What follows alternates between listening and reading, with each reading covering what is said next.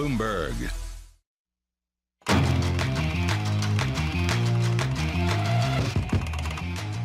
A string of Silicon Valley titans putting their money behind Donald Trump. Elon Musk, Palantir's Joe Lonsdale, and crypto billionaires Cameron and Tyler Winklevoss are donating to a pro-Trump PAC. And now the information reports Mark Andreessen and Ben Horowitz are following suit. And for the first time, they have not previously supported the former president. Joining us now to talk about all this and more is John Chambers, former chairman and CEO of Cisco. He is now CEO of JC2 Ventures, a VC firm in Palo Alto, probably pretty close to where all those other gentlemen are sitting. John, it's great to have you on the program. We're starting to see your VC colleagues kind of fall in line, and I'm wondering why now? Why do you think we see the likes of Andreessen and Horowitz donating to Trump where they haven't supported him before?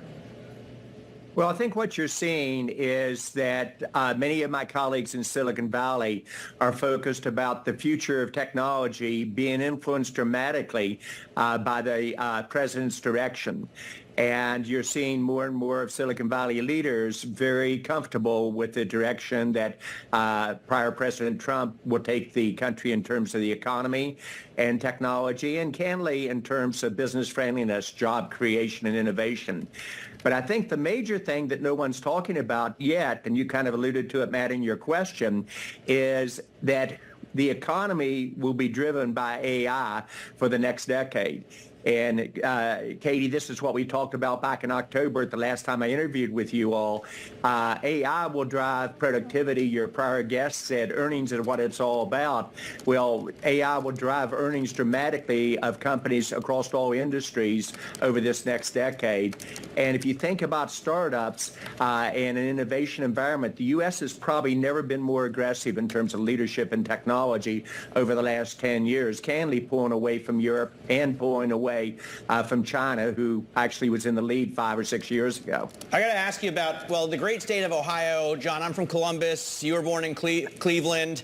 J.D. Vance is from near, Middletown's near Cincinnati.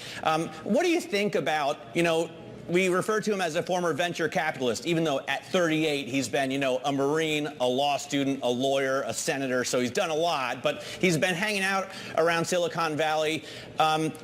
He seems to be supportive of some of the left's pushes, Lena Khan and Elizabeth Warren. On the other hand, he is fully behind Donald Trump. Is he good for big tech? Is he good for venture capital? I think he is a very good vice president pick for President Trump. He is from Ohio. As you said, both of us live there and were born there. I'm from West Virginia, is where I was raised. And I think what you see is that part of the country understanding they have to reinvent themselves and have to innovate and make it inclusive across their country, across their states. So I think if you look at really the future of America, you're looking about how some of the states that have not been is inclusive in the growth over the last decade become, candidly, a great place to work, a great place to do startups and grow.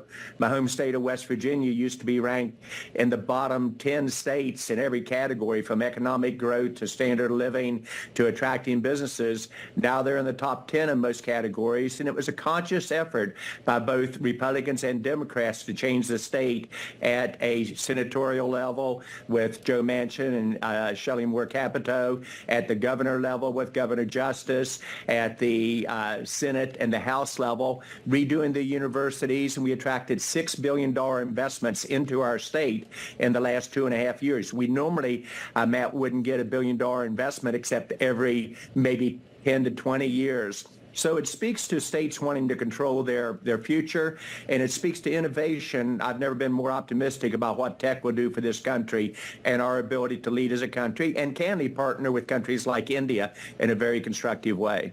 We were talking a little earlier in the commercial break about this prediction you had that M&A would be robust once again, and then you saw that deal news, this idea of a potential $23 billion sale to Google by Wiz, and you wonder what this would mean in a potential Trump administration moving forward. You've had J.D. Vance really say that Lina Khan has been one of the few people in the Biden administration who is doing a pretty good job.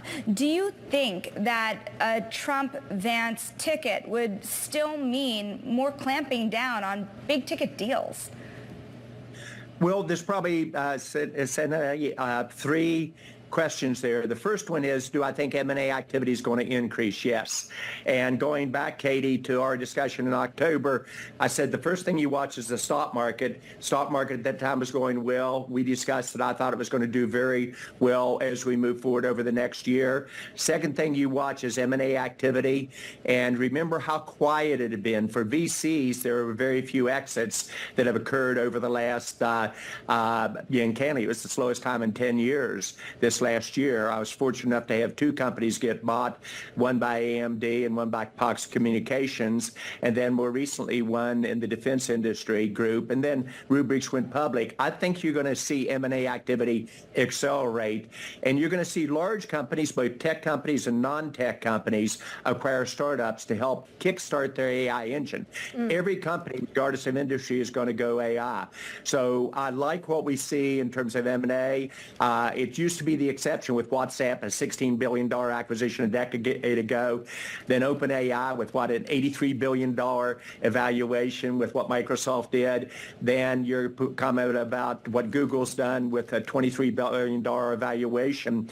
I think the sweet spot for your listeners is decacorns are going to come back in vogue. A $10 billion to $100 billion evaluation, which there are only 43 companies in that range today in tech in the U.S., I think will get to be 100 by the end of this decade. So that's where you really create the jobs. But what you're seeing is these companies I just mentioned having 50 to 1,000 employees. Right. So you're going to see a birth of a new group of decacorns, and I think that terminology will be back in vogue.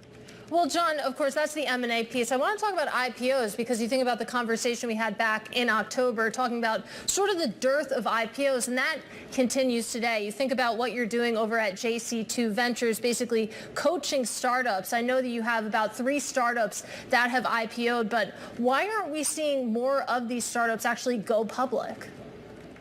Well, I think it has to occur. Either the markets are wrong with the direction and M&A activity increasing, or we're about to see a leveling off. I'm pretty optimistic on the markets for this next year. So as stocks go up, the IPO market has to kick into gear. But, Katie, as I will always do, I want to be very candid. It's very sluggish right now. The M&A activity unsolicited is up dramatically, I think, in the VC world. We're seeing that. VCs are starting to invest more. But I think you're probably at least a quarter or two away before you begin to see the IPO market begin to tick up. Yeah, I say I was giving a talk over the weekend with Jesse Draper, who runs a VC fund, Halogen, and some of the VCs in the room mentioned that all of the air has been taken out by these big mega cap stocks, right? Why invest in a little fledgling company, in terms of an IPO when you have the magnificent 7? Plus, Shinali is always talking to these people in private credit who seem to be offering alternatives to companies so that they don't have to go public as soon as they had to in the past. Do you think there's a structural shift here? No, I don't for the long term, Matt. And I like the question. You've set me up in a very good way. I think M&A activity always increases before the IPO market. If you really look, I think a number of companies are getting set up for the IPO market on it. And I think you'll see it play out as before, exactly what we talked about last October.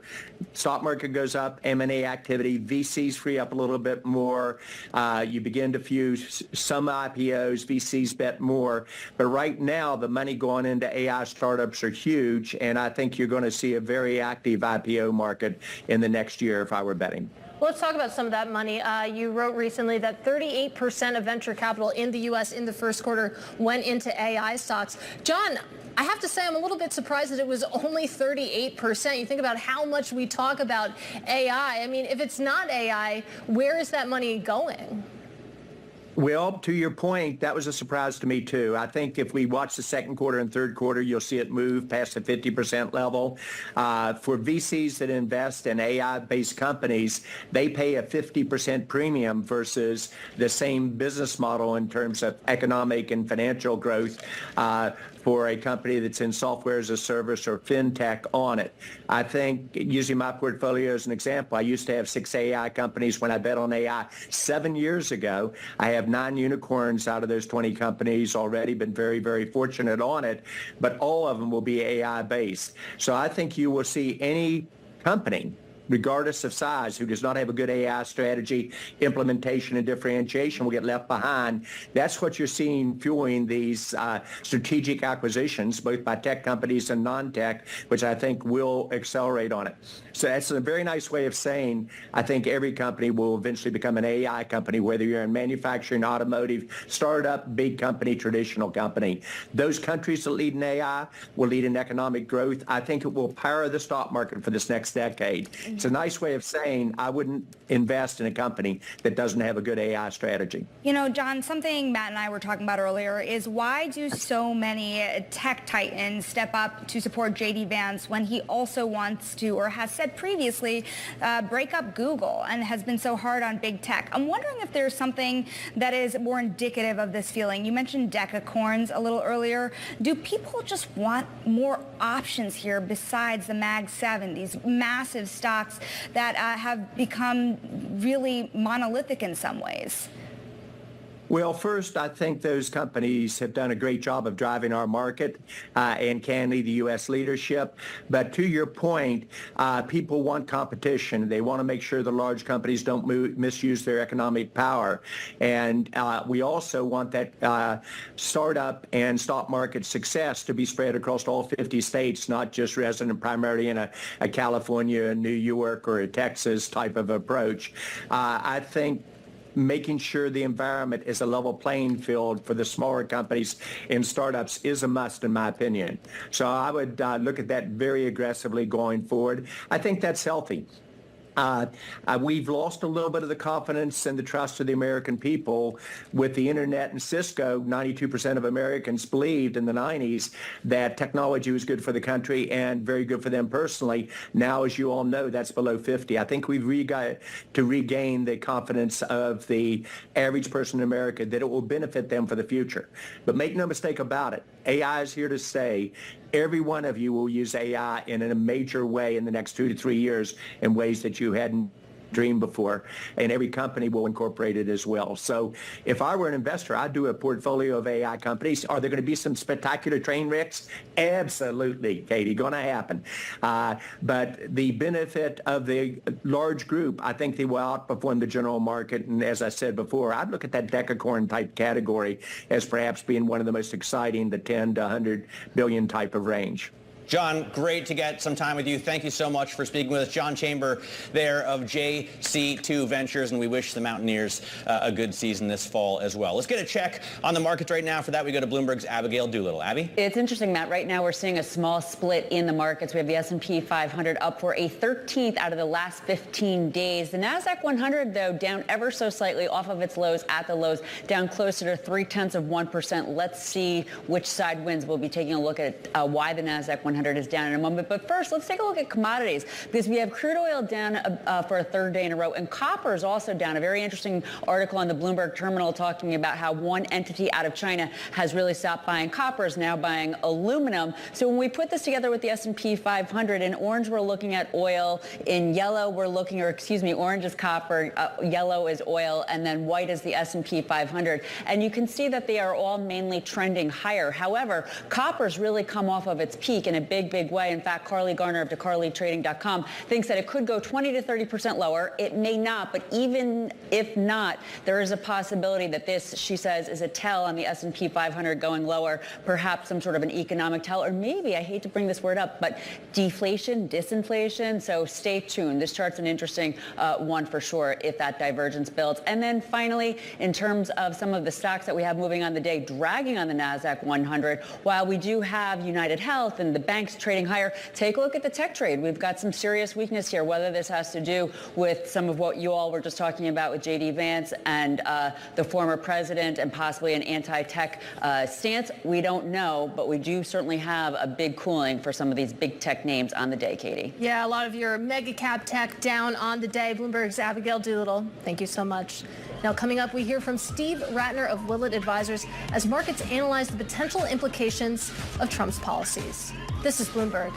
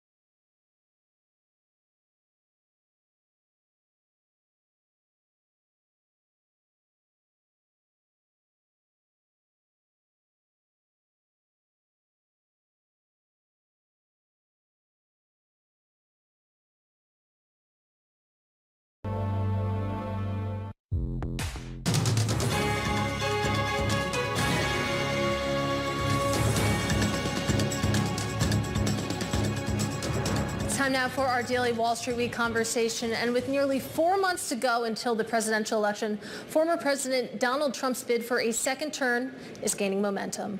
Wall Street Week host David Weston asked Steve Ratner how investors are reacting to the growing odds of a Trump victory. Steve Ratner is the chairman and CEO of Willett Advisors, which invests Michael Bloomberg's personal and philanthropic assets. There's a number of different things going on in the market at the moment. There are a lot of cross currents and so forth. But if we want to just focus on the Trump trade, his probability of success is now up to close to 70%. And that has made the market wake up and say, OK, so what are we looking at? And so it really spans a huge gamut of things, everything from gun manufacturers to for-profit education, which thinks they're going to benefit if he stops the student loan forgiveness, to the GSEs, Fannie and Freddie, because maybe he won't take the dividend sweep anymore. Energy stocks, manufacturing companies that might benefit from the tariffs.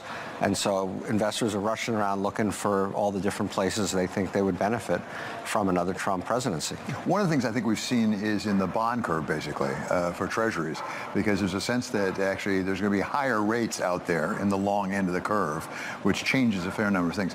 What is the possibility of a Trump presidency with his economic policies leading to more inflation, therefore the Fed maybe having to raise rates again? Well, the bond trade's a little complicated because we did have that good in the sense of being a slightly soft jobs number, and the predicted number of Fed rate cuts is now up to something over 2, and therefore the 10-year started to come down, and now you have the Trump piece layering on that, pushing it up a little bit, but not hugely. But I don't think there's a lot of doubt that his fiscal policies as expressed would be inflationary and therefore biased toward higher interest rates. He's talking about extending his TCJA, the Tax Cut and Jobs Act, which is something around a $4 trillion cost. He talks about offsets, but frankly, no president of either party has been very good about offsetting tax cuts in several decades, really going back to the end of the Clinton term. And so the result is that it does make the market nervous about what could happen to interest rates. And I don't think interest rates are going to get raised. The question is, do they come down as fast as we were hoping they might come down? So talk about that Tax Cut and Jobs Act. Specifically, we had Scott Besson on last week, and he said, oh, no, don't worry about it. We're going to save a lot of money. We're going to save $1 trillion a year from basically undoing the Inflation Reduction Act. We're going to save another $1 trillion by redoing Medicare. Now, I will note that when President Trump came in the first time, he said they were going to get rid of Obamacare. That would save a slew of money. But what are the prospects that actually they would cut back on some of the spending under the Biden administration? Well, remember that we didn't get rid of Obamacare because John McCain, and because while he had technically had control of both houses of Congress, he lost a Republican that cost him that. So a lot of this is going to depend on what happens to Congress. If both houses of Congress go Republican, then he's obviously got much more scope to do a bunch of stuff. Whether he really would do it or not, who knows? He's proven in this campaign to be, I think, a little craftier than in the past in terms of the way he's talking about things like abortion. I know it's not a spending issue, but he's trying to not be so quite the Project 2025 stuff. He's trying to be not so far out to the right. So we don't really know exactly how he'll govern.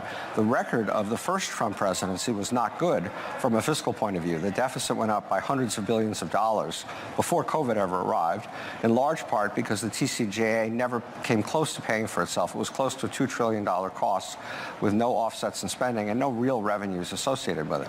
So that's all on the revenue side, as it were. What about tariffs? The one thing President Trump has always seemed to enjoy has been imposing tariffs, particularly on China, but not only on China, frankly. He likes tariffs. That does, of course, increase the cost to consumers and therefore, I guess, inflation. Sure. And by the way, his last set of tariffs, which were far less robust than what he's talking about now, raised something like $30 billion of revenue. I thought you were going to ask about revenue. Very little contribution to revenue. The evidence is overwhelming.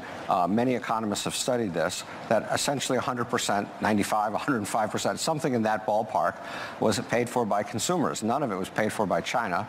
Maybe a little of it came out of the companies in terms of profit margins, but essentially it was paid for by consumers and was therefore inflationary. Now, they were very limited tariffs. You start talking about 10% across the board on all imports, you're in a different ballgame. When we talk about inflation, one of the things we naturally think about is the Federal Reserve. It's their job, actually, to have price stability, right?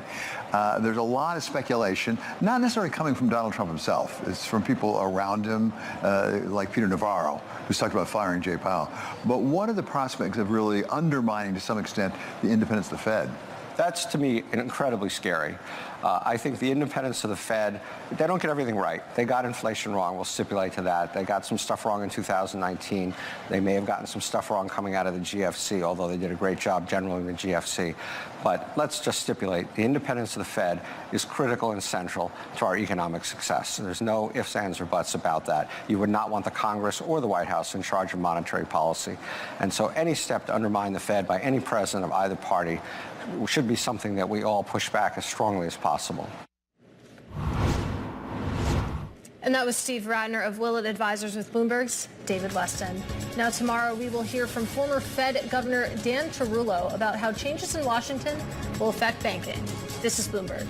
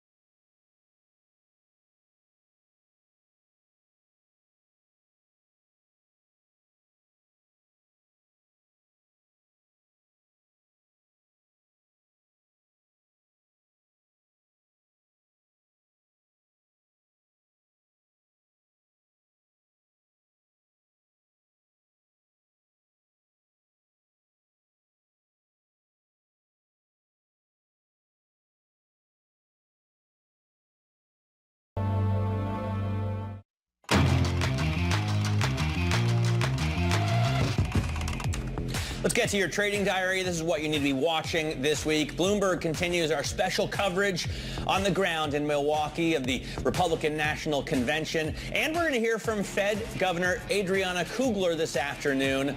Tomorrow, we get a look inside the Fed's beige book. We will also get U.S. mortgage applications, and on Thursday, the all-important European Central Bank decision. All right, a lot to look forward to there. I will note, you take a look at markets right now, gold jumping to a record high. So a record high for physical Bitcoin, the S&P 500 on its way there as well. Now coming up, we have Bloomberg Technology, but that does it for open interest. This is Bloomberg.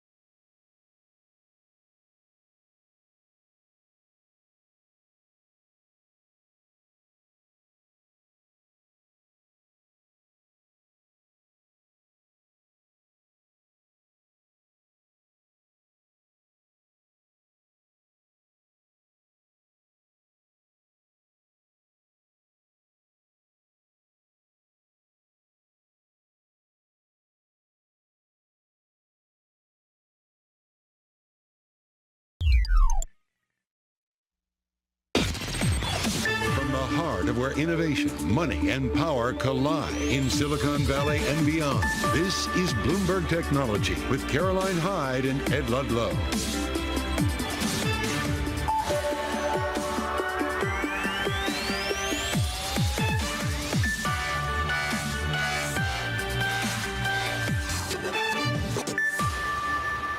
From New York and San Francisco, this is Bloomberg Technology. Coming up, a breakdown of Trump's VC pick, J.D. Vance, and his ties to Silicon Valley. Huawei tries to beat U.S. curbs with a $1.4 billion chip R&D center in China. We discuss. And exclusive Bloomberg reporting on Salesforce as the company cuts more of its workforce. First, let's check in on those markets at the moment, Ed, because we are barreling towards yet another record high on the S&P 500. Look, small caps doing a lot of the heavy lifting today as well. Retail sales come in solid. So even though it's not good enough to put off any sort of rate cut come September, we are still seeing some resilience in the U.S. consumer. We're up 0.6% over the last 2 days on the S&P 500. And even though we see a little bit of tech money coming off the table when it comes to Nvidia and others that have left the charge, more broadly, we are managing to push on to new record highs. But what are you looking at in terms of the micro data? Our top story is former President Trump picking J.D. Vance, the senator, as his running mate, his pick for VP on the Republican ticket. We talked a lot about the Trump trade in the last 24 hours. Trump Media and Technology Group, the parent of Truth Social, is the most direct example of that. So this is a two-day chart. We jumped 30% or so Monday, biggest jump since March, and we're giving some of it back Tuesday. There's no negative sentiment per se, but I flag it because Truth Social, in the first instance, Caro, is how Trump communicated that J.D. Vance was his pick. Yeah, all about communication at the moment. StockTwits is one of the main stocks we keep an eye on. Let's go to the communication on the ground from our very own Joe Matthews standing by. And look, there is a lot to be said about the prominence of the role of J.D. Vance in Silicon Valley, in venture capital. What are you making of it on the ground? Well, it's pretty interesting here. Obviously, a venture capitalist first known to many of our viewers and listeners here on Bloomberg, but he's also become a much louder voice when it comes to economic policy, when it comes to government spending, when it comes to crypto. Now, it's going to be interesting to see how he gets into Donald Trump's head here, potentially, because Donald Trump is not known for taking a lot of advice, and in this case, from a running mate. We saw these two together in the convention hall last night, and it was really about Donald Trump. J.D. Vance was at his side, smiling, waving, a celebration here in Milwaukee. But we have to remember, this is Donald Trump's convention. This is Donald Trump's... Kara, I'm going to jump in because I think, Joe, I'm sorry to jump in. I think we lost your mic for a second there. But you raised a really interesting point, which is J.D. Vance has some very established views. For example, in the context of antitrust, where the conservative movement might be a little bit more split. Tell me about what it was like, though. You mentioned that all the focus was on Trump. Broadly, how did the party react to J.D. Vance versus some of the other names that have been touted? Very well received. Look, that's going to be the deal, though, in a place hosting the Republican National Convention. Just spoke with Senator Bill Hagerty a short time ago, a Republican from Tennessee who is very pro-crypto, but also very old-line Republican. He thinks it's a great choice. We've spoken with a number of officials here in Milwaukee who seem to be embracing this idea. I have to admit, most people were surprised to not be surprised. We've been talking about J.D. Vance on a short list here for weeks and weeks, and a lot of folks thought that Donald Trump might move in a different direction here. So it's an interesting and potentially disciplined move, but it tells us a lot about the future of the Republican Party. J.D. Vance is 39 years old and will be the heir apparent of the MAGA movement. Bloomberg's Joe Matthew on the ground in Milwaukee. Thank you. Now, J.D. Vance spoke with Fox yesterday and talked about China. I think what President Trump has promised to do is go in there, negotiate with the Russians and Ukrainians, bring this thing to a rapid close so that America can focus on the real issue, which is China. That's the biggest threat to our country, and we're completely distracted from it. Both presidential candidates want to be seen as tough on China. Trump promised to hike tariff on China across the board if re-elected, and President Biden has boosted levies on Chinese electric vehicles. Joining us now is former Republican Congressman Denver Riggleman, who also served as an Air Force intelligence officer. He's the founder of security firm Riggleman Information and Intelligence Group. Good morning to you, Mr. Riggleman. Let's just start with your reaction to J.D. Vance as Trump's pick as running mate and as potential vice president. Well, it's funny. You were right. I was listening to you. It wasn't that much of a surprise to me. But I do believe this is very, very good, I would say, for the Democrats right now. I think his views on women, I think women voters are really going to carry this. So I think what they're going to do, they're going to attack J.D. Vance on multiple policy situations where he's flipped. They're going to attack him on what he said about Trump before. But I think what this really does for the Democrats is I think they're actually going to look at his issues on women. And I think it actually helps the Democratic ticket. I wasn't surprised, but I did think he might go another route, maybe a Nikki Haley route or a female vice president. But I think with J.D. Vance, I actually think it helps the Democrats based on what he said about women's issues and things of that nature. You, an author yourself, you co-authored a book with Hunter Walker titled The Breach, which was published in October 22, all about January the 6th, Denver. You're also, someone who feels that you were jettisoned from your own party for having officiated a same-sex marriage. So you've got an interesting relationship with the Republicans and put that out to our audience. But I do want to make sort of use of your expertise when it comes to cyber, to intelligence, to ultimately the risks that we heard coming from J.D. Vance about China, and whether you think that is something to be standing upon, whether that is something that you agree with as a key concern, and whether it will be tackled by the Republicans.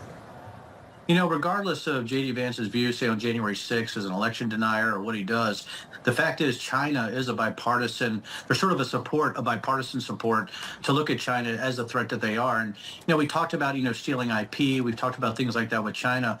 When you're talking about their AI development or they're talking about their technical development, I think we have to be very careful about the regulatory structure here in America when we're talking about AI development, tech development as far as China is concerned. I think actually, J.D. and the Dems, both sides really have some valid concerns about China. I just wrote an op-ed that I'm trying to get in about Chinese drones and Americans that use them, and actually law enforcement agencies that use them, and how they can be used as collection sources. So I do think right now, I was on the China task force in Congress. I do believe that China is the one bipartisan issue where everybody can gel together.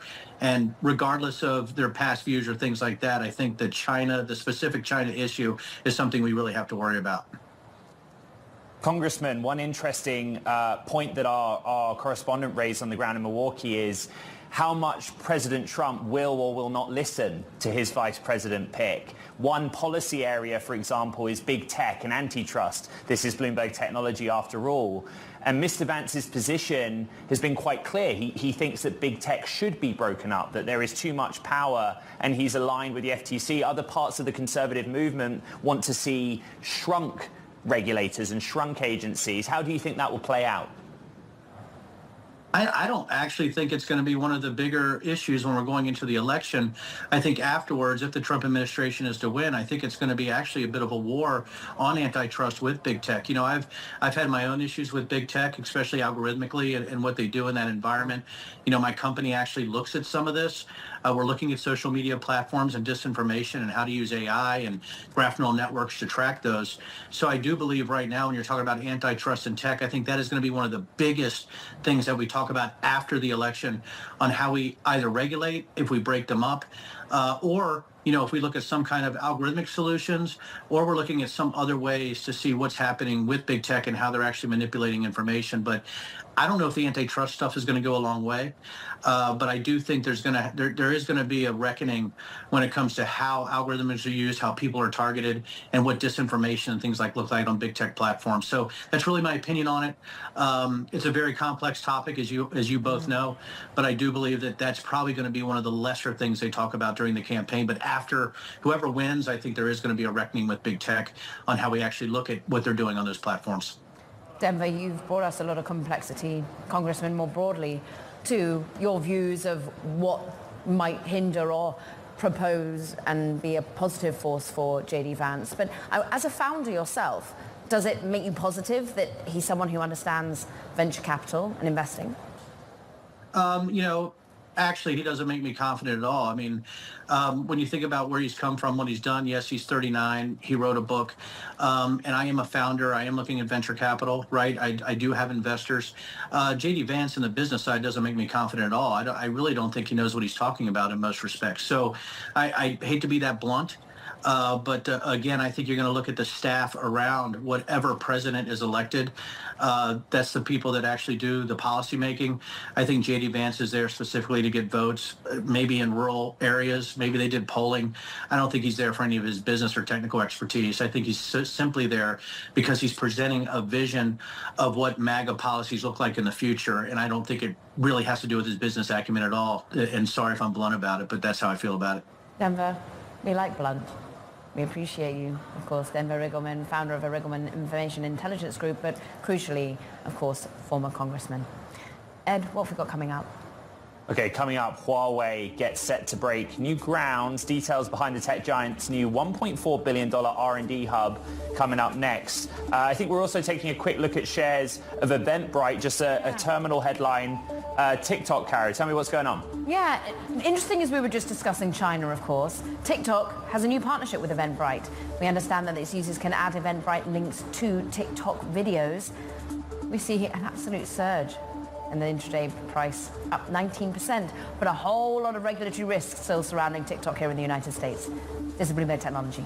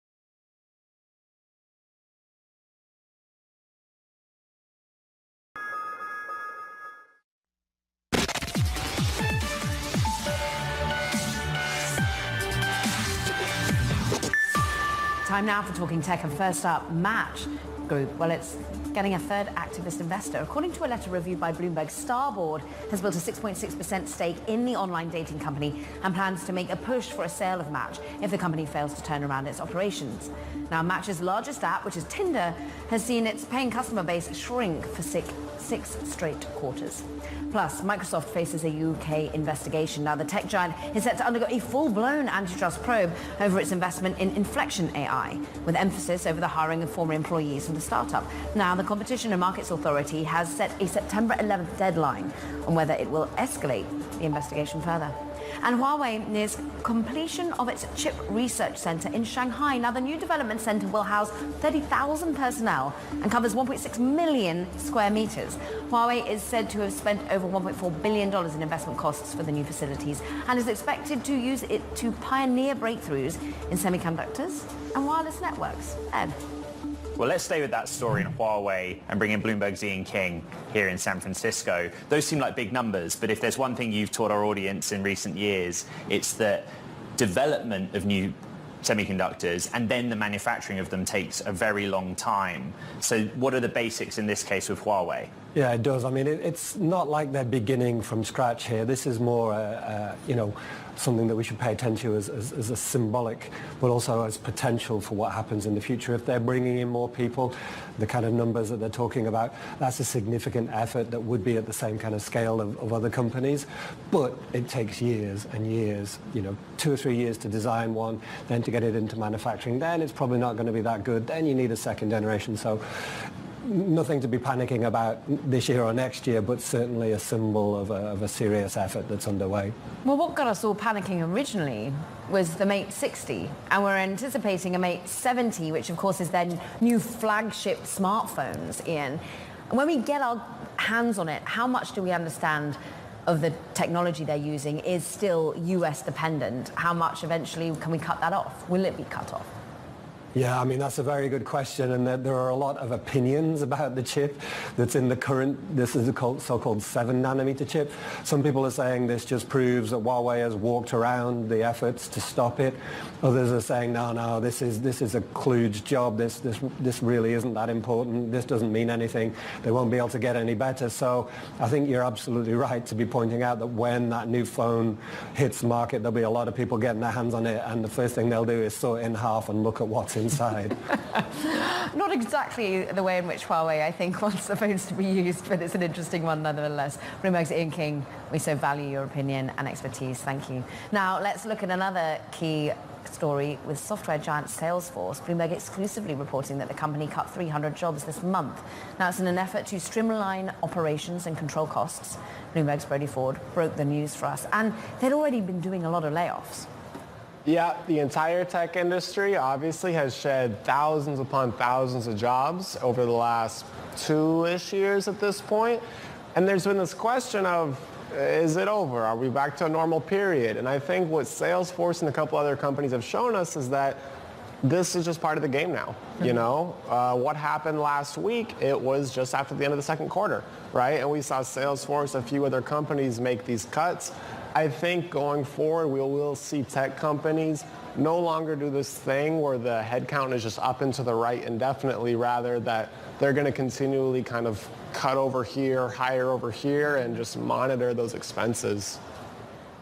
Brody, this is 300 roles that you're reporting being cut. I jump into my Bloomberg terminal, DES Go, quickest way to check workforce, and I'm seeing 72,000. But as you point out, it's part of a broader effort, right? What's, I guess, sentiment of Salesforce staff right now? A lot of them watch this program. Yeah, I would say sentiment is that idea of for a long time, large companies, whether it was Salesforce, Intuit, OpenText, whatever, there was more tolerance for, hey, we're going to have divisions that are more speculative bets. They're nice to haves. And I think there's just that ruthless reprioritization going on. I mean, Intuit cut, I want to say it was 1,800 people a week before, and they attribute a lot of it to underperformance. They said, this is not a net headcount reduction. We're just going to rehire people who are going to be doing more relevant work for us. So it's just that sense of, if you are not producing, whether you're a salesperson or some other role where you're able to show you're hitting the P&L, you might be at risk. Bloomberg's Brody Ford with another piece of excellent reporting. Thank you very much. Okay, coming up on the show, we're going to be joined by John Scher, CEO of Momentum Commerce, to break down real-time data from Amazon's Prime Day. This is Bloomberg Technology.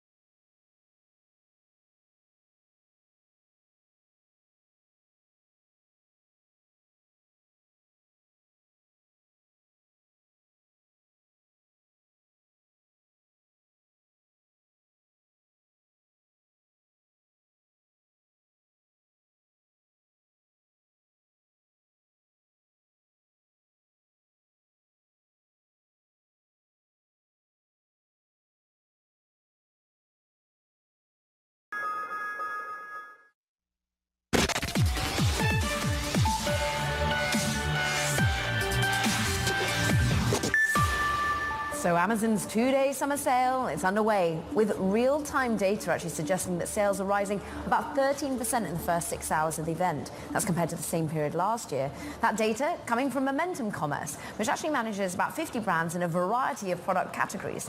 CEO John T. Shea is with us. And John, you have such a breadth of type of things being sold and being demanded by the consumer. Is it everything? Yeah, thank you so much for having me. Yeah, everybody should get their figurative wallets open because there's great deals on Amazon today.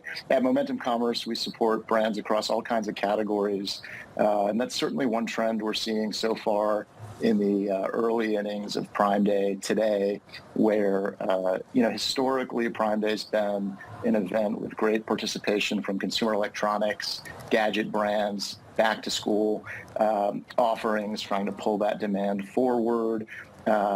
And a lot of Amazon's own devices. This year, we're seeing great offers from jewelry brands, fashion brands, home and kitchen brands. So beauty brands are participating really widely. So it really is the everything store. And with Prime Day today, we're seeing deals across the board.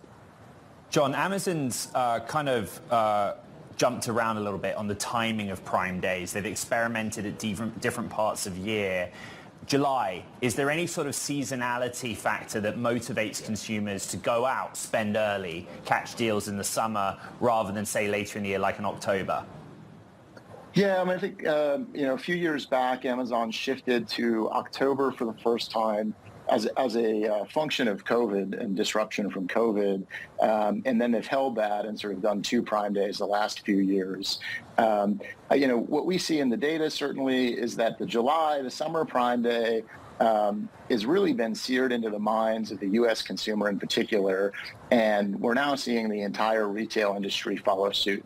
So if you wander around the web and go to any D2C site, you're going to see callbacks to Prime Day offerings, even on a direct site.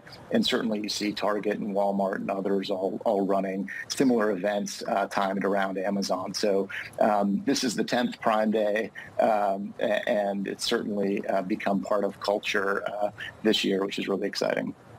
What's different for Amazon now, I think, is the influence and competition from some of the Chinese players. AliExpress, Temu. AliExpress went so big on the Euros, even on Fox Sport here in the United States. But we still have 13% growth in the first 6 hours. What do you see in the market more broadly through this Prime window? Yeah, well, keep in mind a non-trivial percentage of goods that are sold on Amazon are from factory brands in China that are coming direct via the Amazon marketplace. And Amazon has designs to compete more directly with Temu and the likes, with a discount section that's going to be added to the site. So there definitely is competition in that area. But none of those players can compete with Amazon on logistics and distribution. I mean, I bought some Legos for my kids this morning on Amazon, and they're going to arrive tomorrow. And that premium convenience is really challenging for AliExpress and Temu to compete with. So it's a different proposition there. John, you do that in the UK and it arrives the same day, which is also pretty phenomenal. And it's interesting, you're obviously buying for your children. We see more broadly the macro picture of retail sales looking resilient today. Every time I open TikTok, I got an ad for 16th, 17th Prime Day, and it was Megan Thee Stallion. You talk about it as being a cultural moment. How much are we seeing Gen Z driving the money? How much is it you driving the money? Who is demographically purchasing right now? Yeah, I think historically it's been across the board, but it hasn't been as strong with Gen Z and younger demos. And I think that's probably certainly part of the reason why Amazon chose Meg Stallion as the spokesperson to promote the event. And I think they did a great job with the lead-in promotions. They also did great. I sadly get an Amazon package at my house every day. And the packing tape for the last month has been really cheeky kind of promotions, getting everybody excited about Prime Day. So the lead-in has been really terrific. And I think we're seeing demographics across the board leverage Amazon because it's so convenient. The selection is so wide. A lot of the brands we work with are beauty brands that are targeting a younger demographic, and they're all participating pretty aggressively in Prime Day this year. One of our clients, First Aid Beauty, has incredible discounts available today. So seeing a lot of different offerings. I think that's the piece that is most interesting this year. The event seems to be on pace. Our data suggests 13% year-over-year growth through 10 a.m. Eastern. Generally, peak shopping for Prime Day is between 10 a.m. and 1 p.m. Eastern. Right. So it's still really early. But if we hold that track, that's going to be 450 million items sold in 2 days. Yeah. Consumers are going to save about $3 billion. And I think the distribution of those sales is going to be across a lot of different categories, appealing to very different demographics. So it's the everything store and the everything sale, and people are excited. John Touche, we thank you, CEO of Momentum Commerce. Yeah. We appreciate the Thank you time so coming much. up. We're going to be talking much more about Silicon Valley becoming a VP pick. This is Bloomberg.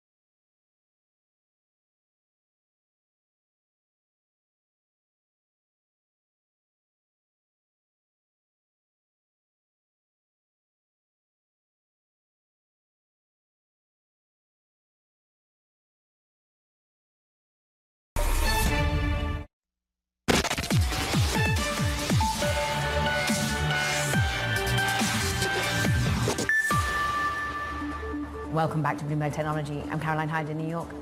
And I'm Ed Ludlow in San Francisco. A very quick check on the markets. The NASDAQ 100 is basically flat.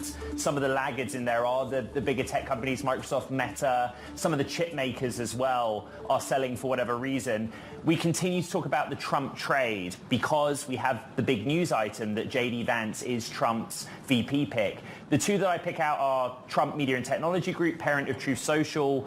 Yes, down almost 10% in the session, but remember it jumped more than 30% yesterday. This is the most direct version of the Trump trade. Many use this stock as a kind of reflection or proxy of how they assess the odds of either presidential candidates' fortunes. And of course, as we talked about earlier, former President Trump used Truth Social to announce J.D. Vance in the first instance. I also put Tesla softer, just a few tenths of a %, but remember it's been buoyant. Again, some saying Tesla-Trump trade because Elon Musk came out so quickly, not just in support of President Trump following the assassination attempt of the weekend, but also in support of J.D. Vance as the VP pick, Karen. And let's just talk about exactly that, the VP pick, J.D. Vance. Major Silicon Valley investors, the choice of the Ohio senator and former venture capitalist as a running mate seem to be celebrating it. A move that puts the tech industry center stage potentially if Trump wins the White House. We see some members of the Founders Fund currently coming out saying we have a former tech VC in the White House. Joining us is Bloomberg's Mike Shepard. Not the only post that was out there, Mike. Elon Musk, we're just hearing about Tesla's performance today, but Elon Musk himself saying Trump Vance resounds with victory. What do you make of the tie to venture capital? Well, it really is a reflection, what we're seeing out there now, all the champagne corks popping in so-called little tech, about their sensation that, hey, we're being seen. We are finally here. We have arrived, and we will have a seat at the table. And they have, felt for many years that they have taken a back seat to the larger tech companies, to their larger brethren in the form of the major tech companies that we spend so much time talking about, Google, Microsoft, Apple, and so forth, and the ones that they feel have taken advantage of them in some ways. And this choice of J.D. Vance by Trump really sends that signal to the group of investors from Silicon Valley who've also been supporting Trump in increasing numbers, too, like David Sachs, who spoke at the convention last night, and others as well.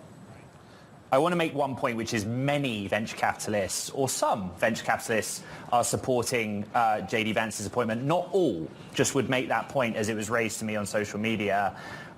Give us a little bit of the backstory. I think we take for granted on Bloomberg Technology, we know quite a lot about J.D. Vance. We've been covering, for example, Peter Thiel's backing of him for quite some time, but there are many in the audience, Mike, that may be asking, well, we don't get the point here. Who is he and what's he about? Well, what they may be seeing is, in J.D. Vance, somebody who is a lot more than just a venture capitalist. He is somebody who's also expressed skepticism about the U.S. support for Ukraine in its efforts to repel the Russian invasion. And people are not just single-issue voters. They're not thinking that, well, because he is from the venture milieu, I therefore must support him. They're going to look at a lot of other positions that he has taken over the years, including on that, as they make their choices and as they're trying to decide. One interesting thing about Vance is how he has aligned against what he calls a big tech oligarchy. He has even gone so far as to express praise, rare praise for a Biden administration official, of FTC Chair Lina Khan, who has been pursuing competition enforcement cases against a lot of those big tech companies. We will get into the antitrust position of the point of policy in just a little while. Bloomberg's Mike Shepard, who leads the intersection of our coverage of tech and politics. Thank you. So let's continue the conversation on J.D. Vance and bring in a former colleague of his. Crystal McKellar is a former managing director at a Peter Thiel-backed growth stage fund called Mithril, where she worked with Vance. She's currently a managing partner at Aloft VC. Good morning. Welcome to the studio. So a very similar question to Mike, but give us the detail of your time spent working alongside J.D. Vance and what you learned about him. And for full disclosure, we got you on the show because you are quoted in that Bloomberg story overnight that we were just discussing with Michael. Great. Well, thank you so much. I really appreciate the opportunity to be here. I had a fantastic experience with JD. I worked with him for about a year when he was just starting out in Silicon Valley, when he was just starting out as a venture capitalist, and he was fantastic to work with. I mean, everyone knows how intelligent he is, but one thing that really shone through in those early days working with him one-on-one, sitting down with founders, listening to their stories, evaluating deals, was how smart he is and how hardworking he was, and he continues to be.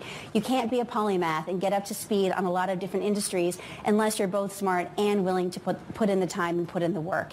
And I found in him an eager, utterly without ego, smart, hardworking, really fun guy whose values were very centered. And and there's been a lot of talk talk about how JD is a Silicon Valley candidate. Yes. And yes, on the one hand, that's true. He's going to be good for Silicon Valley. He's going to be good for the country because he is pro-growth, he is pro-innovation, and he is also pro-eliminating those regulations that strangle industry, that strangle growth.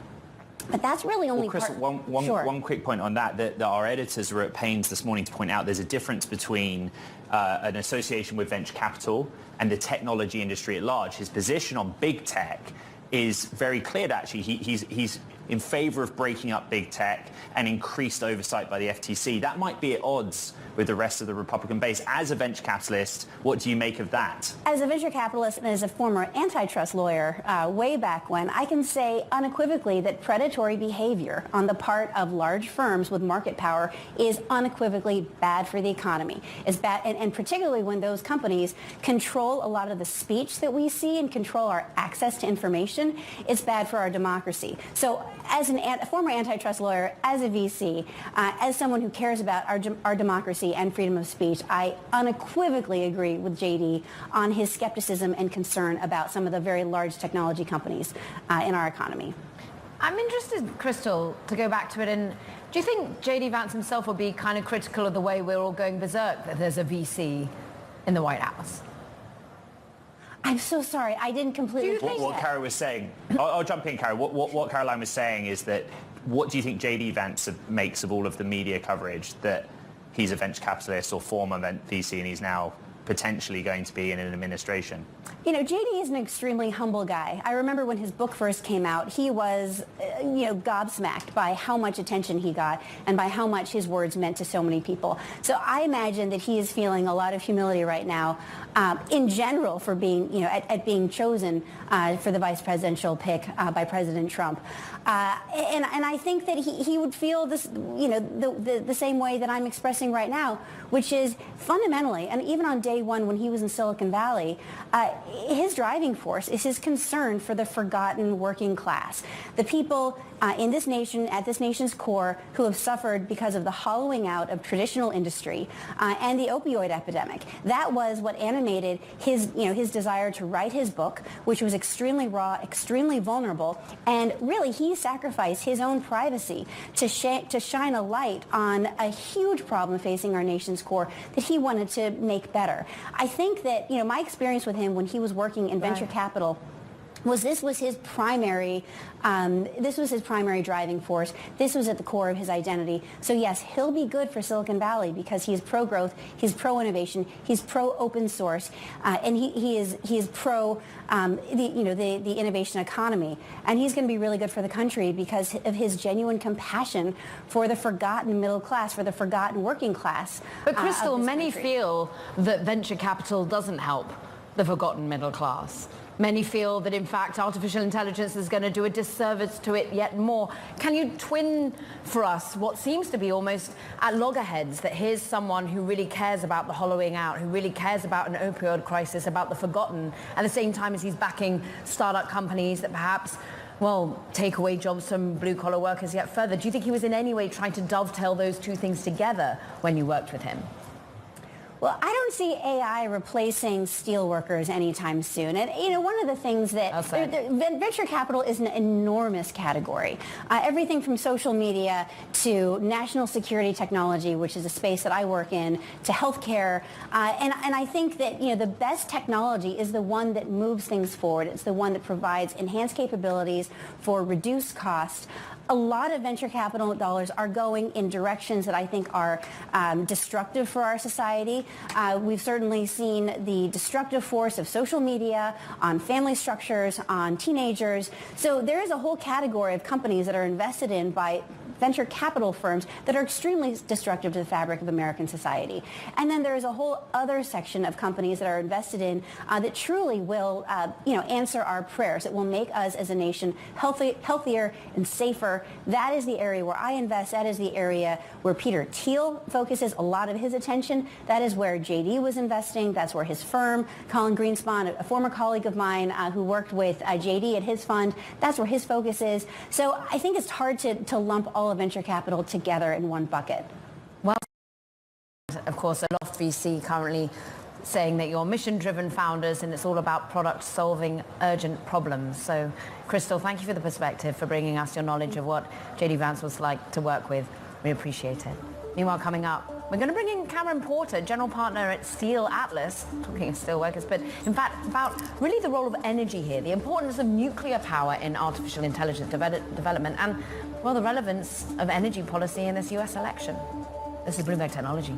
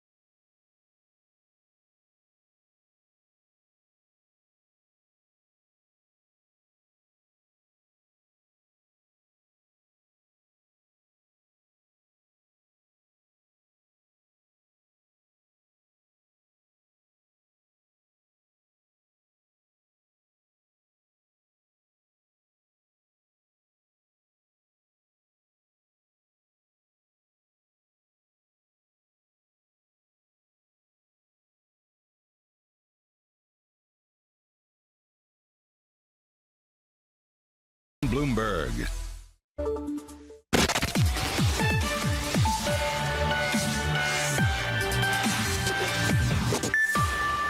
So yesterday was the start of the RNC with the theme, Make America Wealthy Again. Now, part of yesterday's discussion, therefore, was around energy.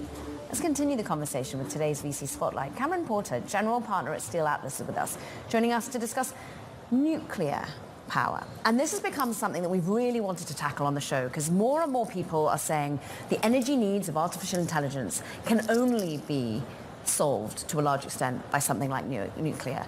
What type of nuclear power needs to be brought to bear from your investment?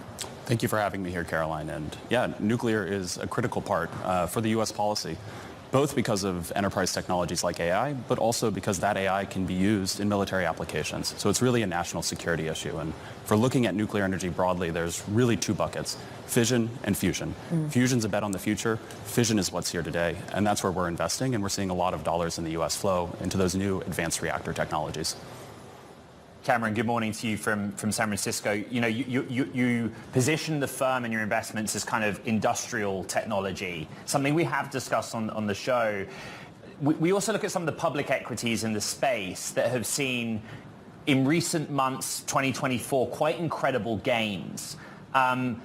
Is that evidence enough that this is now a point of consciousness for the presidential candidates in DC, but also your broader investment community? Yeah, these public gains are just the beginning of the signs that these tailwinds are real and here to stay. I think that we even saw the beginnings of how important public policy in nuclear and energy more broadly is, starting with Trump. Trump began with the Nuclear Energy Innovation and Modernization Act. Biden has continued to push forward policies, including the ADVANCE Act that was just passed, in order to make it easier for us to license new reactors, in order to make it easier for us to finance those reactors. And the private markets, both at the late stage and the early stage, are now taking note of that and investing in companies that can start delivering on this demand. Former President Trump was on the All In podcast recently saying, I'm okay with nuclear. They have to do where it makes sense. So talk about where you see nuclear making sense, what investments you made that make sense. I know that you're looking a lot at Transmutix in particular. How are they doing things differently? Where are they based? What are they solving? Look, we backed Transmutix because there were three major problems with nuclear in the past. Safety, how do we prevent things like Chernobyl and 3 Mile Island? Waste, how do we make sure that we're not spending billions of dollars? I mean, in the US, we literally were about to spend at Yucca Mountain $100 billion to deal with the waste problem. And then how do we deal with proliferation? How do we make sure the nuclear systems we are developing here in the US can be deployed globally without risking people developing nuclear weapons? And so the reason we invested in Transmutix is their use of a particle accelerator allows them to develop a reactor that solves those three core issues, ushering in what we think is the future of nuclear energy. During that episode of All In, I think what Trump was discussing with its host was a comparison with Europe, right? I think France was the specific example, but the UK, where Caroline and I hail from, has some active nuclear reactors. This is something the United States is not just dealing with in 2024. Talk to us about the timeline of what it would take to bring nuclear back in a meaningful way, to your mind. Look, this is a decade-long investment period. It's going to take several years for these systems to get licensed and then probably 5 years in an optimistic case for them to get built. Those are the timelines that we're seeing in China, which right now has the most reactors under construction. And it's a worthwhile investment. I mean, I think we can look at the case study of France versus Germany. Germany went all in on wind and solar. When Russia pulled the plug on natural gas, all of a sudden their grid was thrown into a state of shock and volatility that's undermined their manufacturing industry to today. Whereas France, because of their reliance on nuclear, which is reliable, self-sovereign, they've been able to maintain relatively stable energy prices. And so that's what the U.S. should index on going forward. And do you think it will? And ultimately, how quickly do you think policy will change? I think policy is already changing. We saw under Biden the commitment at COP28 to 3x nuclear here in the U.S. And that's a commitment now that we're seeing backed up by policy like the ADVANCE Act, which I think it's worth noting it was an incredibly bipartisan bill. And that's going to continue under Trump or Biden. If it's Trump, I expect to see more deregulation to get reactors to market sooner. And if it's Biden, we're going to see incentives in order to help promote the investment in these companies. Cameron Porter, General Partner at Steel Atlas, on a very important nuclear discussion. Thank you very much. Coming up on the show, we're going to be joined by Rosanne Kincaid-Smith, who's COO of Northern Data Group, to discuss the company's strategy and outlook for a future that's increasingly driven by a demand for AI. That's next. This is Bloomberg Technology.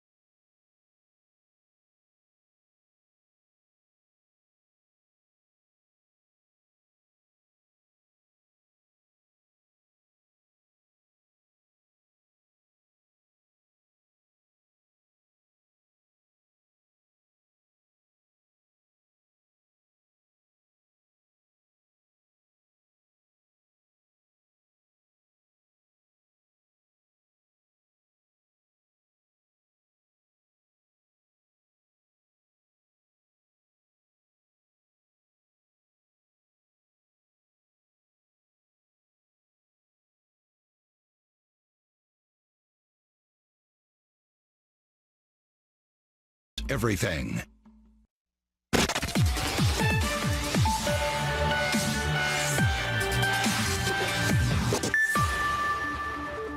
Let's bring in Rosanne Kincaid-Smith, COO of Frankfurt-based Northern Data Group, a specialist tech company providing high-performance computing solutions.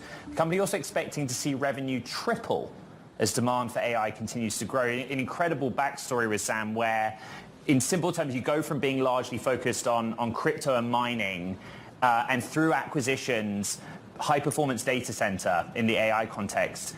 It seems to be that part that's going to be the driver of this revenue tripling. Explain that long-term forecast, please. Yeah, and I think just to sort of contextualize, the Northern Data Group is, as you say, a high-performance computing solutions provider. We have an established position in the HPC market as a result of our legacy in cryptocurrency mining. But HPC is now front and center, or the picks and shovels, if you will, of the boom in generative AI. And we're witnessing a real global race to meet the soaring demand for generative AI and its massive computing requirements. Companies are really scrambling to secure access to the latest GPUs, which will be housed inside of data centers. And there's a real short supply of data centers too. So unlike many others, we are really hyper-focused on investing not just in the most cutting-edge hardware and software technologies, but also in the most sustainable data center environments. Our environments are more broadly powered by 100% carbon-free energy, and we really like to keep that carbon footprint at the most minimal point. The other ethos is really, really important to us. Rosanna, we just showed the shares. I point out they're probably higher in the session after 214 million euros worth of share issuance earlier. I think I'm right in saying this is the first time you've spoken publicly since former employees of the company filed suit and made allegations against the management team of fraud. Summarizing, they say that you falsely misrepresented some of the financials of the company. We just wanted to give you the opportunity to comment publicly on Bloomberg Technology about that suit. Yes. So I think anybody with even a cursory understanding of our business will know that those complaints are completely without merit. We have already filed a motion to dismiss, and we're confident that the legal process will vindicate the company. We're publicly traded. All of our financials are publicly available, along with our stable cash and financial position. So while this is somewhat of a nuisance, what we are really laser focused on now is executing against our strategic plan, and the ultimate credibility of our business and the innovation that we drive is built on that delivery. So we're not worried about it at all. You're not worried. Are you so therefore not worried that you might look at doing another listing here in the United States? There's been a sort of a theme of companies that were big in crypto and crypto mining pivoting and becoming a key resource in the world of AI. I think a CoreWeave here in the US. Would you tap investors here? So just as a sort of starting point, of course, I can't comment on market speculation, but as I said, our business is really performing well and the AI sector is thriving. But of course, we want to operate in the spaces that are most open to the advancement of generative AI and the business that we are driving. But also, just as a point of clarity, of course, we are not pivoting from one thing to the other. We have used our ground root in HPC solutions to develop new lessons and take the learnings from those lessons to provide new use cases like generative AI and machine learning. How important is the US part of the business versus German and versus European? How does it differ, very briefly, Rosanne? So the European environment is our heart. So we are a European-based company with a European heart, but we are a global business with a global footprint.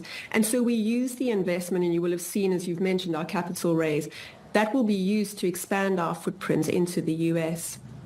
So however, though, the part of the business in Europe is truly important to us because it provides some of our true USPs. We are data sovereign. We have access to large amounts of electricity. So these are true USPs for us in the go forward. Rosanne Kincaid-Smith, great to have some time with you. COO of Northern Data. We appreciate it. That does it for this edition of Bloomberg Technology. Ed? Incredible amount to recap, a lot of Bloomberg reporting, so check it out on our podcast. You know where to find it. This is Bloomberg Technology.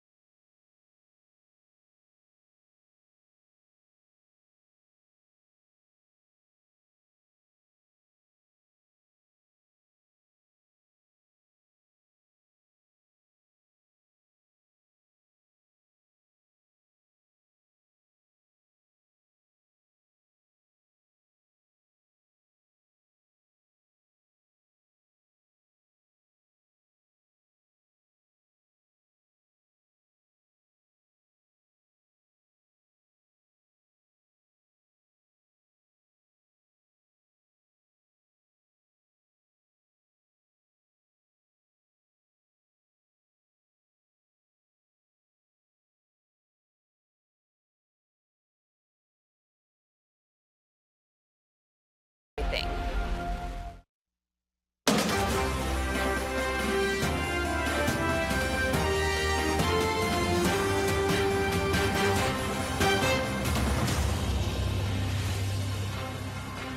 From the Republican National Convention in Milwaukee to our TV and radio audiences worldwide, welcome to Balance of Power alongside Kaylee Lines. I'm Joe Matthew. Welcome to day 2 of the Republican National Convention. Kaylee, J.D. Vance looming large in the hall last night. And we've got some interesting speakers, including Donald Trump's former opponent, Nikki Haley, we'll be hearing from later today. Yeah, of course, a late addition to the convention schedule. Trump extending the invitation over this past weekend in the aftermath of the attempted assassination on him in Pennsylvania on Saturday. And this, of course, comes as we're all bracing for all of the speakers, frankly, to be speaking differently than they may have before. Yep. That event occurred, which is a message of unity and perhaps bringing in Nikki Haley. And I'm sure the aim is to bring in the primary voters who chose her over Donald Trump during the course of the primary campaign into the fold. Reports as well, Ron DeSantis could be speaking. This is an interesting thing to watch evolve here as the Republican Party in this RNC try to harness unity following this assassination attempt on Saturday, Kaylee. Yeah, and of course, the conversation we were all having yesterday prior to the selection of J.D. Vance as the vice presidential nominee was whether or not, in the spirit of unity, Trump might go for someone a little less intense with the rhetoric, shall we say, less of a bulldog. And instead, perhaps the decision was you get the bulldog to fight for you so that you yourself can speak unity. Interesting.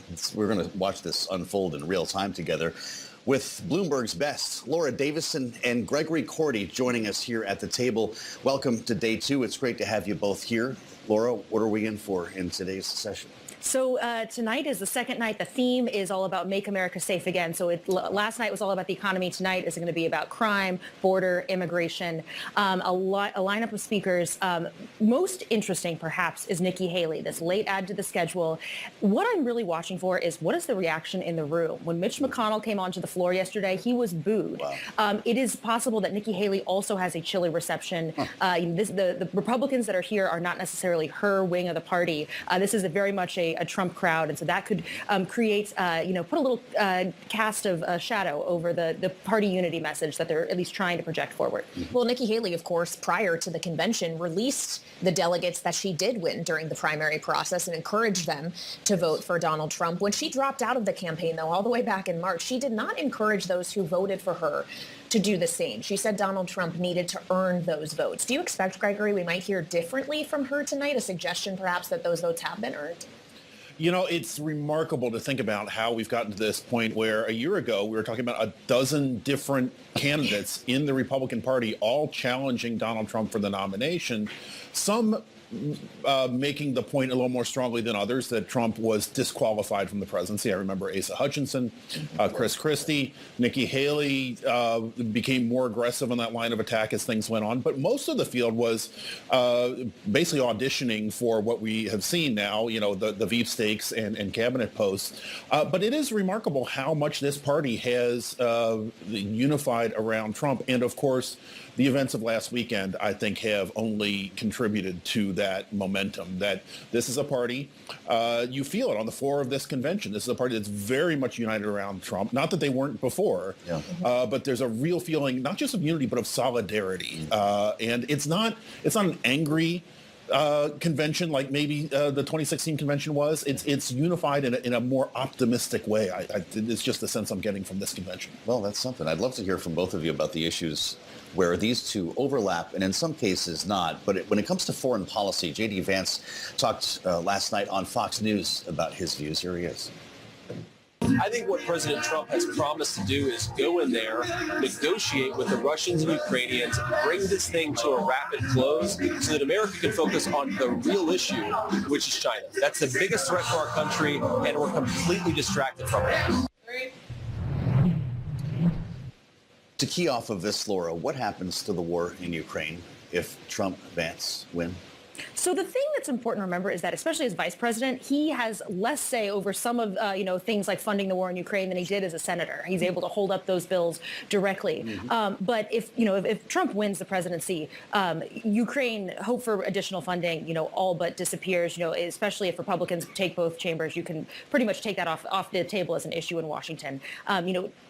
Vance is very much cut from the same cloth as Trump, saying, look, I don't want to be involved in these wars. I don't want to focus on the Russia-Ukraine border. I want to focus on the U.S.-Mexico border. He's a veteran speaking. He is, which is a real, this is really out of step where his colleagues in the Senate are on this issue. Yeah. He's really an outlier there. Okay, so Trump and Vance obviously are aligned in their isolationist bent, if you will, the populist bent. And Vance is literally half the age of Donald Trump at this point. Trump is 78, Vance is 39. So the question we also have is not just the implications for, say, 2025 through 2029, assuming that this ticket wins, but beyond that, if Vance then is a contender in 2028, if he is indeed vice president, might make him the most likely to win the Republican nomination. Obviously, none of us know what happened, but is this essentially the solidifying of a MAGA Republican Party that is going to live well beyond Donald Trump?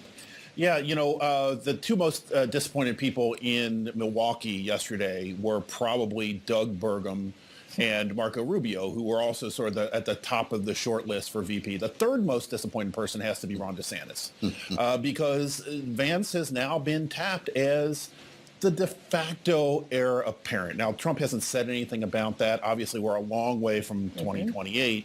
But in the natural course of things, you would have to think that this would give Vance a considerable leg up to be the future of the party if he wants to be that. And of course, every politician does. That, you know, every the congressman wants to be a senator, and every senator wants to be president. So absolutely, in terms of the ideological daylight between them, I don't think there's much. But even if there is, you know, vice presidents tend to subsume the policies of their president. In the long term, I think Vance, very crypto-friendly, obviously, very tech-friendly. These are policy areas where Trump hasn't been particularly attuned to in the past. And this rounds out the ticket a little bit in some policy areas that Vance has the expertise on. Well, I wonder if they bump into each other on some issues as well, like raising the minimum wage or antitrust. For what it's worth, we're probably making too big of a deal out of a running mate selection here. The long-term implications are important, Gregory. But to the extent that it's going to impact Donald Trump's view on these issues, should we be paying attention? I think the biggest interesting thing that will to watch is the divide between big tech, which Vance has said he wants to break up, you know, the Amazons, the Googles, all of these. He's teamed up with Elizabeth Warren on that as little tech. Little tech is the world that Vance comes from, you know, startups, you know, these earlier stage companies so where do he they wants to meet cut in the middle here? It's very possible. Or you could see sort of a dividing line there of, you know, cutting regulations for small companies while on the other hand going after some of these bigger, more established tech companies. All right, Laura Davison and Gregory Cordy here with us in Milwaukee. Thank you so much as we assess what the selection of vice presidential nominee and Senator J.D. Vance ultimately means. And this is something we spoke about yesterday with Governor Brian Kemp of Georgia. We asked for his reaction to Donald Trump's choice of Vance here and what ultimately it means for swing states especially. And this is what he said. Look, I think it's a good pick for President Trump. I mean, Senator Vance brings an element of youth to this race that we haven't seen, that's for sure. The guy's a United States Senator, obviously qualified to serve. Great messenger, which is, I think, very important when you think about what's going to be going on the next 4 or 5 months in this campaign. Well, as we consider this selection, though, knowing that you represent one of the key swing states we are watching in this cycle, knowing Georgia is not bright red or bright blue, what does J.D. Vance bring to undecided voters in Georgia? How is he likely to influence that opinion when he, as we've talked about, may just be seen as a younger version of Donald Trump himself? Well, I think it's not just what J.D. Vance brings to the race, but also what President Trump and other Republicans can do between now and November to make sure that, you know, you're getting those persuadable voters. For me, and what I'm hearing every day is that, you know, Americans and Georgians can't afford another 4 years of Joe Biden. I think that is a message that J.D. Vance can deliver. It's certainly a message that President Trump and a lot of other Republicans, whether it be, you know, people that we're trying to help win at the state House and state Senate level to hold our majorities in the General Assembly in Georgia, are going to be talking about people. That was part of our interview with Georgia Governor Brian Kemp yesterday, and we continue to push forward on this day 2 of the Republican convention now that J.D. Vance is Donald Trump's running mate, and especially traders are watching to see what this ticket actually means for the U.S. economy and policy that will affect financial markets going forward. Lonnie Chen is with us now here in Milwaukee. He is a Hoover Institution fellow, also former policy director for the Romney-Ryan campaign back in 2012. I'd like to begin, Lonnie, by asking you something I was just talking about with our colleague Gregory Cordy, this idea that the Romney Republican Party, the Romney-Ryan ticket of 2012 is very much not a Trump-Vance ticket of 2024. And now that we have a selection of a 39-year-old vice presidential nominee who could lead the party forward in this direction for many years to come, is this the end of that Romney Republican Party? You know, look, clearly contrast in style as well as substance. I would hesitate to say it's the end because you still have some members of Congress, I think, who reflect a different point of view. I think we're in a transitional period. And the Republican Party has changed from being a party, you know, country club Republicans, corporate Republicans, whatever you want to call them, to a party that's more working class and more populist, both in terms of definitionally how it transcends, how it transacts its politics, but also policy. And you're seeing the populist edges of that in this Trump-Vance ticket. So I don't necessarily think that the party of old is dead. I do think that it is a different party and it continues to become a different party. There may be a point at which that's true, but for now at least, I think there is still some influence of these more traditional points of view on the party. Well, do you worry that this economic populism, some call isolationism, is dangerous for the party, for the country? Well, I think there's some areas in which the policy prescriptions are not quite what I would advocate for. So we're going to have a big discussion over tax reform next year with the expiration of provisions in the Tax Cuts and Jobs Act. And I think there will be a very real discussion, for example, around the corporate tax rate. This is one area where I think where I think the sort of Trump-Vance view of the world, maybe more the Vance view of the world, differs from what we might expect traditional Republicans to argue for. In a large tax reform package, it would not surprise me to see the corporate tax rate move in a direction opposite than what we saw in the 2017 round of reform, just because the premium is going to be placed on individual tax reform, and given the deficit and debt posture we have, I have a really difficult time seeing that tax cut being completely unpaid for. So I do think that there are ways in which we are going to see some differences beginning to develop. Well, to the point our colleague Laura was making, when it comes to, say, the tax conversation, that ultimately is one that has to originate in Congress just to be signed by President whomever. Does J.D. Vance have less power to influence that as vice president than he would as a United States senator? Oh, I don't think so at all. Even though the conversation on tax in particular will start in the House, the vice president, particularly if, let's say, a future President Trump empowers his vice president to be on point on these things, he will have a tremendous amount of influence over where this conversation goes. And given how divided and fractured the Congress is, how much we're seeing expertise leaving the Congress with long-term members of Congress who have experience in tax and economic policy leaving, it does place a premium on leadership from the executive branch, in my view. So I actually think that J.D. Vance is in a terrific position to influence policy, whether it's economic policy